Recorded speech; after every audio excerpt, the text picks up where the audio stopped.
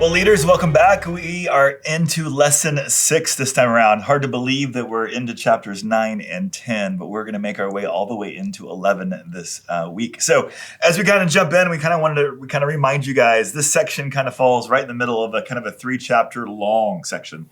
That kind of began in chapter 8. And so in the beginning of chapter 8, Paul's addressing a situation related to the church kind of wrestling with, do we eat meat sacrificed to idols? And very specific to their context, not really a familiar one for us. And so I was kind of thinking through how does this section fit, and kind of want to remind you guys a little bit of how to look at it. I kind of felt like there's a series of lenses you could look at that are kind of how Paul's looking at each of these sections. In chapter 8, I kind of saw it as a situational lens. He's looking at a particular situation as they're looking at meat sacrificed to idols. Chapter 9, he's going to look at kind of a personal lens. He's going to look at his own rights and how he handles his rights as he talks about whether he takes money as he kind of shares the gospel. We're going to get into chapter 10 today in this lesson, and we're going to kind of see a historical lens. He's going to kind of look back in Israel's history as to how some of these themes worked out in their life and some lessons that the church can learn from Israel. And then he ends the end of chapter 10, and he goes back to the original situational lens that he was looking at in terms of meat sacrificed to idols. It's been 20 years since the TV show Lost came out, in which you flash forward, flash back, and that's kind of what this is going to be. We're going to flash forward, flash back. Your head may spin a little bit as he kind of weaves through chapters 8, 9, and 10 from historical things to cultural athletic games. And so we're going to try to weave that together for you. But in terms of big ideas and themes, Carolyn, kind of walk us through. What did you see as we kind of jumped into this lesson? Yeah. So as you guys think about the observation of this section that we have, we both love this section of 1 Corinthians. It's so clear about really, it kind of opens up the window into Paul's heart. It's kind of gets inside of his soul. Why does he do what he does? His motivation. And so we think it's a beautiful inspiration for us 2,000 years later. But I think some of the things that you could pull out, definitely going after those key words. So basically, we have preach and gospel. Those are right up there. Also, I noticed gain. He talked about like that he would gain, and win is another word for that in some translations. Jews and Greeks and anybody for the gospel and for the kingdom. I also noticed that that whole race and Isthmian games analogy is pretty prominent. So it's really a great section to look at some of those things. And then question 2 there, we know sometimes people just like forget what lies behind and press on. But when you're studying, it's really good to see the flow of thought. And so that question is, if you throw that out to your group, people could even go back to chapter 1 to see some of these exact same themes. In chapter 1:17, Paul says, I was not sent to baptize, which sounds kind of funny, but he says, but I was sent to proclaim or preach the gospel. So he is super clear right from the beginning of this book who he is in himself as an apostle, a called one, a commissioned one, and what he is to do with his time. I like what you did there, Carolyn, because we kind of get into this meat sacrifice to idols, and in some ways it's so specific, it's so cultural, it's so historic, and it's kind of hard to connect with just in our modern day context. Like, what's an example of that? But what I love, even as you kind of talked about this, is we're going to get to see his heart for what he's doing, and he's going to take us to much broader themes that are much more significant than just kind of this particular situation that kind of is representative of something much larger in terms of how the church operates. And so I love you kind of taking us through the centrality of the gospel, kind of Paul's kind of motivation and heartbeat for how he navigates. So that's great. Yeah. The other thing we want to remind you of that really isn't in the packet itself is to always or kind of remember to ask, what questions occurred to you as your group when you were reading this? Because, you may have in your mind some of the things that came out to you or questions that you even found the answer to, but that's always a good thing to ask your group, to surface some of the things that are maybe right below the surface that they're uncertain about. I think it's especially great if it's a passage that feels a little complex and people feel unsure. It's just easy to kind of get into the fray and get get into discussion by referencing what they're not getting or what seems confusing. Yeah. It gets their mouth moving. Yeah, for sure. So then as we turn to interpretation, question 1 here is really just trying to connect the piece between last week and this week. So asking, why does Paul lay aside his personal rights and freedoms? So one thing that you could do is really just work your way through this section and bring out his motivation. So we see in verses 16 and 17, again, that he feels this compelling commission to proclaim the gospel. Another thing you might throw in here, these words, preach, proclaim, gospel, those are like churchy words that we throw around all the time, but actually talking about what do those mean, especially if you sense that your group may be just breezing by those without really understanding what they mean.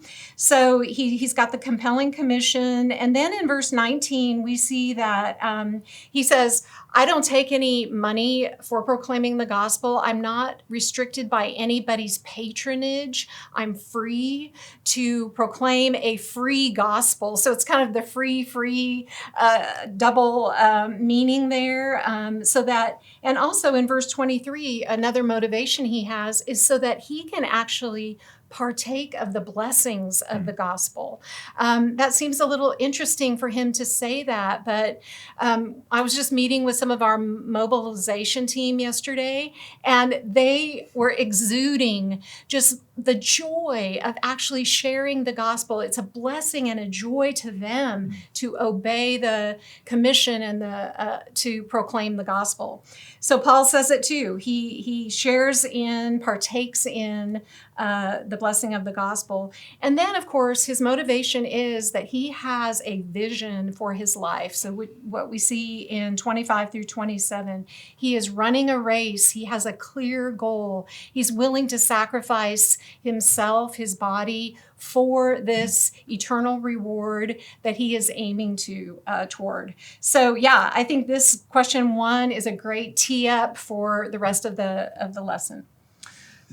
As a whole, in chapters 8, 9, and 10, I think the discussion is about how do you choose when to exercise your liberty and when to lay it down.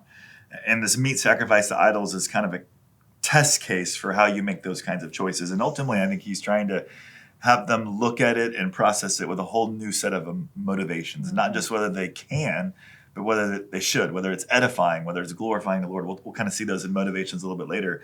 And so ultimately in question 2, we're going to kind of see he moves into this athletic analogy in terms of the Corinthian games and talking about prize and reward. And so the question is, what is the prize and reward he's speaking of here? And again, I think it fits in this thing that I think he's trying to flip the motivations for them as to why they would lay their rights down or why they would exercise them. And he's going to try to not just flip those motivations around, but he's going to try to also let them know there's a set of rewards that they may not even realize. And so it's interesting in chapter 9, verse 17 and 18, when he first kind of talks about this idea of reward and prize, he's actually saying that the prize is the opportunity to lay down his rights. It's almost a upside down way of thinking that he's saying that to lay down his rights is not just merely sacrificial, but he's almost saying that it is a privilege and it's an honor and it's a reward to be able to do that. And so that's one of the first ones. I think he kind of flips the script on them. And then as we kind of get into verses 24 to 27, where you see kind of the idea of winning or prize or wreath or reward, as it's kind of woven throughout that idea of the athletic games where you would have athletes training for 10 months to prepare. And the second largest games, only second to the Olympics that would have occurred. And so this was every 2 or 3 years. It was a huge deal. It was central within the culture. It was incredibly well known. And so he's in a sense, he's paralleling how they would navigate with their rights with how an athlete competes and races in the race. Mm-hmm. And so what ultimately he's trying to do is he's trying to make a connection between there's a way to navigate with your rights that would cause you to be disqualified, just like there's a way for an athlete to navigate in a race and be disqualified. Mm-hmm. And ultimately that reward is not heaven, and the disqualification is not damnation to hell. That there's something different going on because those things are established unconditionally, but there's something conditionally being established here that kind of goes back to what we looked at a little bit already in chapter 3 when we talked about the judgment seat of Christ. We talked about rewards, how we'll be evaluated and how we lived. And so what Paul is trying to do is he's trying to help them to see there's a payoff for laying down our rights. That payoff may not always be in the here and the now. It may be in the future. And then ultimately what we're going to see both in the positive example in the athletic games and in the negative example that comes in chapter 10 is that sometimes that reward is even temporal in this lifetime. That there, as he said in verse 23, the opportunity to participate in the gospel, that there's an opportunity to experience the blessings of God in this lifetime, in our generation, if we obey and if we trust and obey and walk with the Lord. So those athletic games become that example positively within their culture in a way that they would have understood. The athlete competes. If he wins, he gets a prize. And how much greater the prize for us if we compete and we are not disqualified for a prize that's not perishable but eternal. Even more so, what we're going to get in chapter 10 is kind of the negative example. So not the carrot, but the stick. And so what happens in chapter 10, as we kind of get into question 3, is how does Israel's example teach and kind of instruct the Corinthians of this example? So the athletic imagery is the positive example if we lay down our rights and compete well. Chapter 10 is the negative example, what's at stake. And so in Israel's life, they were able to experience all the blessings, the promises, the protection, and even the presence of God. And yet, despite the protection, promises, and presence of God, they're going to still fall to and fall in idolatry. And so what chapter 10 is going to help us remember as we hearken back to Israel's history is that because the people of God who had the unconditional promises of God fell into idolatry, they faced the consequences of that. And particularly for Moses, the great patriarch of the nation, him and his generation are going to die in the wilderness and they won't get to enter into the promised land that God had promised to the people. And so because of that, they miss out on experiencing the blessings and even the plan of God in their lifetime. They go from having a front row seat to it to they're out of the stadium and they miss it entirely. And so what Paul is trying to do for the Corinthian church is to help them realize there's an opportunity in the way that they navigate in ministry and in these situations to not just experience intimacy with the Lord, but ultimately to experience the opportunity to really see his plan worked out and to experience his blessings in this lifetime and what's to come, even beyond heaven. Yeah, I thought it was interesting. In 10, he points out idolatry, immorality, and complaining from the people of Israel. And, if the Corinthians have any ears to hear, they'll be like, oh, yeah, that's us too. Is he reading our mail or something? Yeah, exactly. And another thing that we thought was interesting is that Paul, the great teacher that he is, the great pastor that he is, he has this current, analogy of the games. Like everybody talks about it all the time. So it's a modern, current example. And then he has a historical one as well. So he's coming at him with the kind of a 1-2 punch there. Speaking of the historical one, this is kind of a news flash kind of update for you guys. But even as in chapter 10, as he harkens back to the Exodus in Israel, just to let you guys know, we're already deep in writing for Exodus is going to be our spring study. So this next semester, we're going to have the opportunity to walk all the way through the Exodus story, which is what we're kind of tying back to here and getting a little foretaste of what we're going to take all semester to look at in the spring, which will be fun. Yeah, super fun. One of the things I loved, I was going to kind of just set you up to say, it's interesting to me as you look at Israel's example, and he kind of ends it in verse 12, and he says, therefore, let him who thinks he stands take heed that he does not fall. And so I think ultimately what he's wanting the Corinthian church to realize is, let us not be overconfident. Yeah. Israel was overconfident and they fell. Let us not follow that example. But then he kind of pivots from the idea of maybe being overconfident to the idea of thinking, oh gosh, like we have no hope to do this well. And so he kind of pivots his tone a bit in this last section. So kind of walk us through what you saw and what we're supposed to grab. Yeah. So in questions 4 and 5, really, Paul kind of, as Trey said, brings it back to the current situation of the meat sacrificed to idols. And I think what would be a really great thing to do as you're leading in these questions is to just have your group actually identify what those instructions were, what verse they are in, and what they said. That's a good little Bible study tools kind of tip. If someone just throws something out, just say, where'd you see that? Get them to tie it back to an actual verse. So running just down the list in verse 14, he basically says, flee from the worship of idols. 18 and 20, don't partner with those who worship idols. And why? Because even though the idols aren't real, behind the idols are demonic powers that are manipulating the pagan culture. Then we see in verse 24, don't seek your own advantage, but look out for the advantage of others. And then in 25 through 29, or 30 really, he kind of goes case by case in the situations where you might encounter this meat that's been sacrificed to idols. So in 25, it's like, okay, you're getting meat from the meat market. Don't worry about it. Just eat it and it's fine. In verse 27, if an unbeliever invites you to dinner, don't ask, just eat. You're fine. Your conscience is clear in both of those. And then in 28 and 29, if you find out, if someone, even that unbeliever that invited you to dinner, says this was meat sacrificed to idols, then his instruction is to not eat that. And again, all of this is blanketed in that it's not for your own sake, it's not for your own rights, it's for the right or the blessing of other people. Anything you want to add to that? Yeah, I thought just kind of looking through some of these, especially the rhetorical questions you get throughout here, I felt like often meat sacrifice to idols is one particular example when we're trying to figure out as a believer, how do I navigate through situations or decisions? And it feels like as you kind of walk through this section, you're kind of getting a few principles that are kind of filters by which you make decisions. One of the first is, it may be permissible, but Paul's question will be, is it profitable? Yeah. So I think one of the first filters is kind of the idea, is it beneficial? Is it for my good?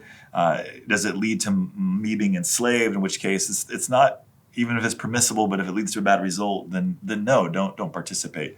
The second becomes, does it edify? Does it build others up? And so this is really where I think one of the big thrust of this 3-chapter section is the Corinthians were thinking about themselves only, and Paul is trying to make their ethic one that's outward and how they make decisions, not one that's inward. And so is it profitable? Is it beneficial to others? In particular, he's going to give you different ways of looking at if it's unbelievers who are outside the church, how do you love and have sensitivity to them? If it's even weaker believers within the church, how do you love and have sensitivity to them as well? And then lastly, where he'll kind of go at the end of this chapter is, does it glorify God? And so it's kind of the ultimate banner over all of it. But is it profitable? Is it beneficial to others? Does it edify others? And then lastly, does it glorify God? That those 3 filters become helpful as you kind of think through seemingly situations that aren't so black and white, but you're trying to wrestle through, how do I navigate? How do I make this decision? Yeah, totally. And that really is sort of the answer to question 5, reading through those verses, it's a beautiful sort of synthesis of the principles that he's been trying to hammer into them all in this whole section. Paul is just an amazing, it's like he's humble, but he knows his stuff, and he's not afraid to say, this is how I do these things. This is what I'm saying is the best. So imitate me because this is how I've been imitating Christ. So it's a beautiful kind of capstone to this whole section. As you kind of get to the end of the packet in this section, every single week we have application, and so honestly, to you guys, some of the questions we put here we think are good, but they're also a little repetitive to some of the same themes we looked at last week. And so if there's ever a week to maybe kind of focus in on what we have as that engage tool section, it's this week. And so in terms of the passages Paul's talking about, I think more than any other passage that we're going to see in the book, he's going to talk about the centrality of the gospel, how the gospel drove him to sacrifice, to live in ways that were distinct to help reach different people groups. And so one of the things we would encourage you guys to do this particular lesson is we do have a specific tool in the packet, but beyond the tool, we kind of want to help maybe create a moment just to kind of talk through this section of how are we doing in this area. And so every week we're trying to create a new tool to help the group not just apply the word, but particularly to be evangelistic in the midst of their normal spheres where they live, work, and play. And so how are we doing? Have we been talking about these tools along the semester, or are we kept kind of forgetting them? And so particularly if Paul is going to these great lengths to win anyone that he possibly can, I think it's a great moment for us to kind of go, hey, how are we doing in this area? A few key questions that I think about are, Do I know my neighbors? If I were to draw my street, and so my family and I, we moved to a new house 6 months ago. We started off really strong the first couple weeks, and now at this point we've kind of stalled out, or at least I've stalled out. And so have we kind of blanketed our cul-de-sac and our street, and do we know everyone here, and do we know their stories? And so maybe we're first trying to know their names, and then we're trying to create engagement to learn their story, to tell our story. So even in this week's lesson, we're talking about trying to share your story. And so whether you're sharing your testimony or I think just being fascinated by others and asking great questions to kind of understand where are people coming from, what's their story, how do we kind of move into their space and into their life. And I think it creates a great moment. And I'll also just say, one of the reasons why we do this in a group setting is evangelism is never meant to be kind of an individual sport. It's meant to be a group affair. And so that's one of the reasons why we have us talking about this as a group week in, week out. It's one of the reasons why we keep encouraging you guys to pray as a group for the lost people that are in your life, and so that you're holding each other accountable, but also ideally that there's some moments where y'all are throwing some dinner parties or having some moments to invite people over, and you're doing those things as a community, so that those who may not know Jesus are not just getting to hear a proclamational presentation of the gospel, but they're getting to see the church lived out in community and the fellowship of love that exists amongst us. So yeah, so good. Well, that's all we have for you guys this week. We're with you, we're for you, we're praying for you, and just that this lesson, the Spirit would just really move in your groups this week. Love you guys. See y'all next week.